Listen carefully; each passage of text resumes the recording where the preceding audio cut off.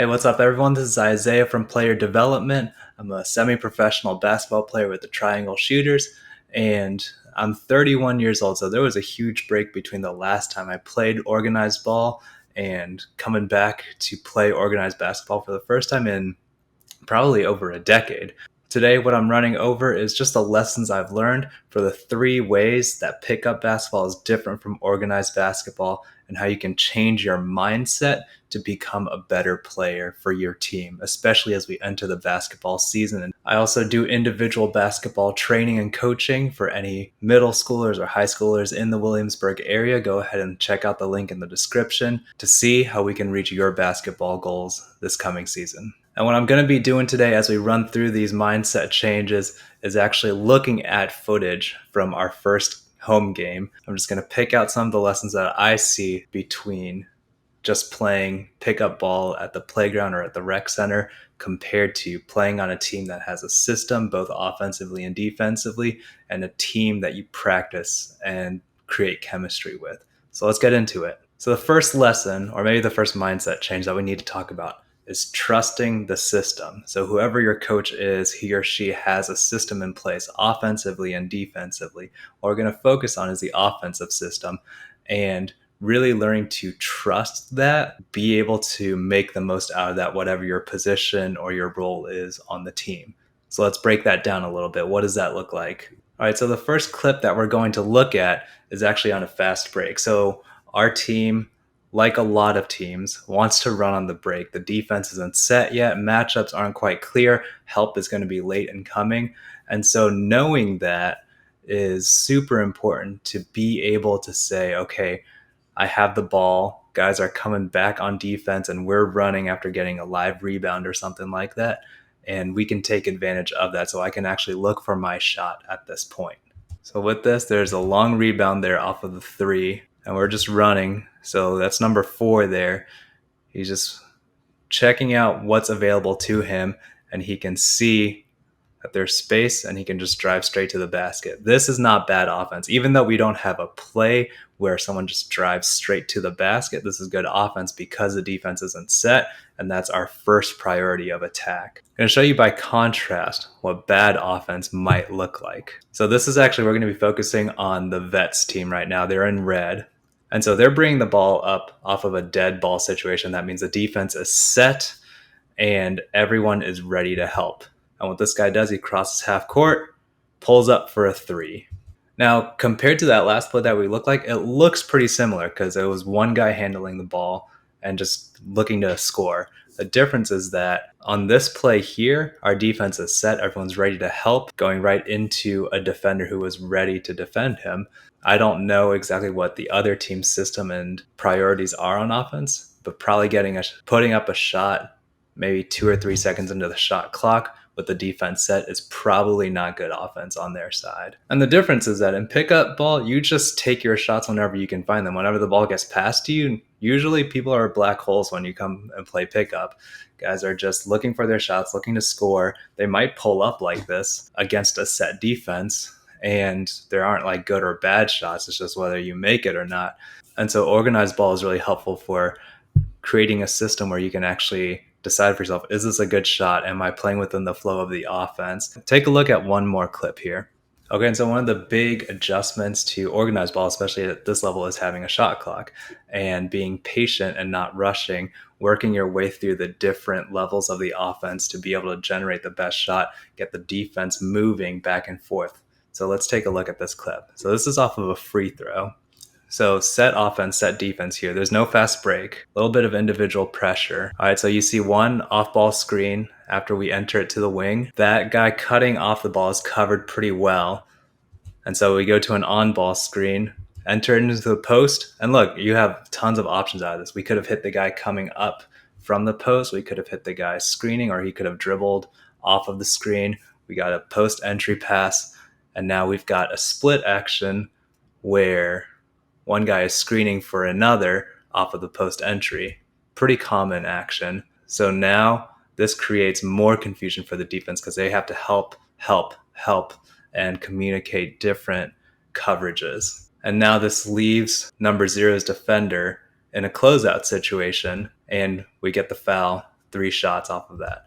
And so the difference between his shot and the play we saw previously is that the defense had to shift around a whole lot, talk through different coverages and help defense and communication before he finally took that shot. Even though it was from a similar distance in a similar spot, it's a lot harder for the defense to cover that. And as you see, they close out a little too hard, get called for a foul.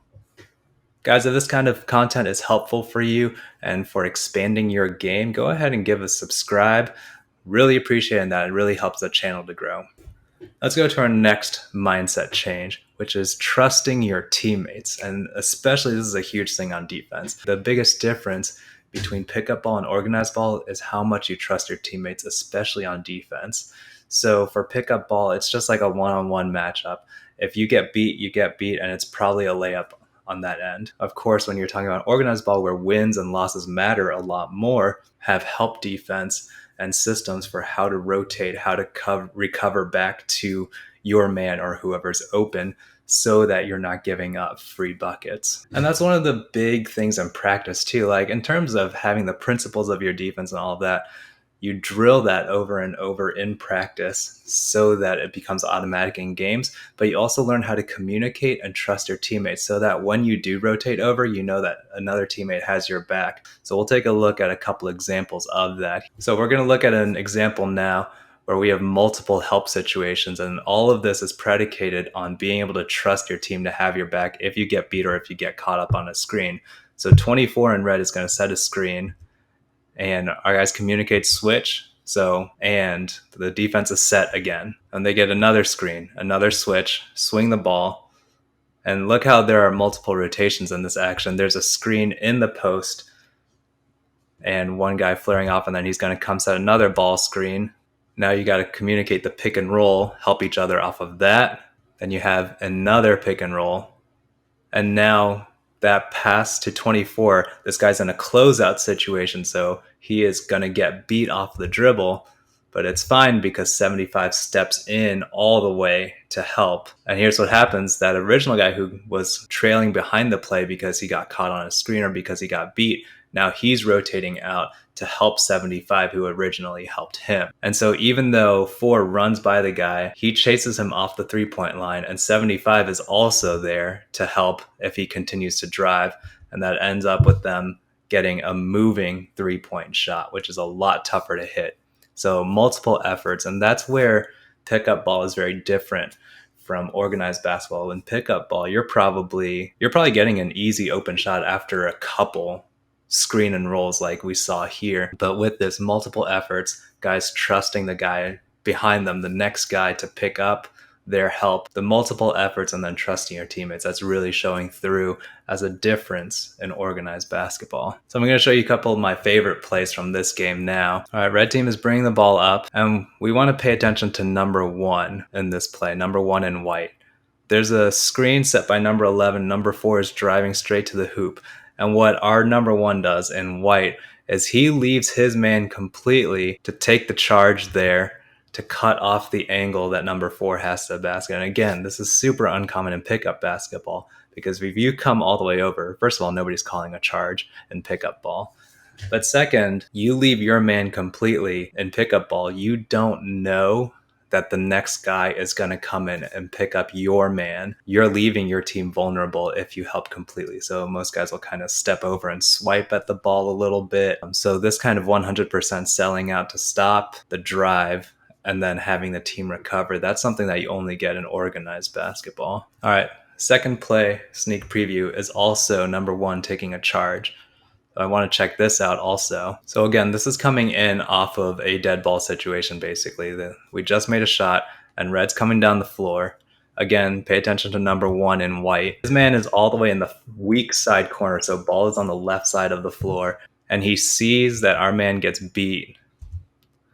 And what he does, he leaves his man completely to step into the driving lane again and take the contact. And okay, so if we freeze frame this, you'll see that if, I think that's number 9 on red team, had passed to the corner, there was actually no help there. And while it didn't turn out that way, that's something execution-wise that we need to pick up, that someone needs to be ready and guarding their man and helping the guy who came in to help on the drive. But again, even though it didn't play out that way, even if he had made that pass, that was number one, trusting the defensive system and also trusting that one of his teammates would be in a position to help, which you just don't get when you're playing in the playground or at the rec center. Guys, final thing I want to talk about is trusting your preparation. And so prepping for organized ball, a full season, is so different compared to prepping for pickup ball. If you prep for that at all, that might just be being healthy enough to run and shoot and play. But, thinking about recovery, thinking about diet, thinking about training and training skills, but also lifting, there's a lot that goes into that. But especially talking about cardio and being able to make multiple efforts like we saw in some of these clips already. And we'll look at some more clips to see how that preparation really makes a difference. So I want to pay attention to number 10 on this play. And we're looking at the rebound. So the shot goes up and it's not a clean rebound. It's a long shot and it's off. So it's going to make a weird bounce. Red team gets the offensive board. They put up another wild three-pointer. And what happens is number 10 boxes out. He pushes his man out so he cannot get the rebound. What happens is, again, this is team chemistry and this is team prep that comes through practice and reps done together, that he knows if he boxes out, that he's trusting another teammate to swoop in and grab that rebound so the other team doesn't secure it. Okay, so this next one, again, talking about that preparation, talking about that conditioning, is a fast break situation, missed shot, and these guys are trying to run. So everyone's sprinting back, and we need to watch the effort that is made here. So number one, again, I guess he's my favorite player for this video. He contests the guy bringing the ball up the court. Guy passes it to number 9. He comes and contests that shot, and he chases the rebound down from a third guy who's coming after the offensive rebound, fights that away from him, gathers the ball, sprints up the court, and gets a pass off for an open shot for a guy. It doesn't pan out. It doesn't turn into a 3.